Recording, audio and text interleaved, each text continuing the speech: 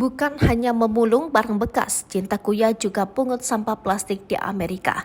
Kehidupan Cinta Kuya di Amerika belakangan menjadi sorotan. Kendati merupakan anak artis yang biasa hidup bergelimang harta, Cinta Kuya tak lantas memanfaatkan kekayaan orang tuanya.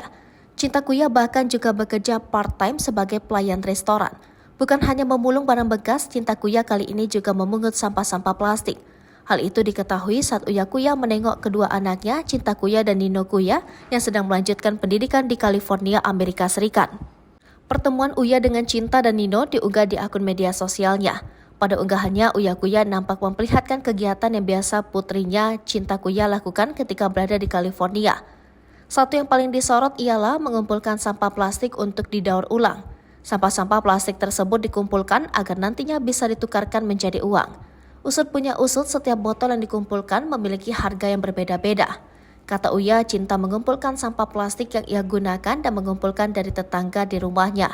Melihat itu, Uya Kuya mendukung kegiatan yang dilakukan oleh putri sulungnya itu. Ayah dua anak itu menyebut bahwa uang hasil daur ulang tersebut bisa digunakan oleh Cinta untuk memiliki rumah di sebelah aktor Hollywood Will Smith.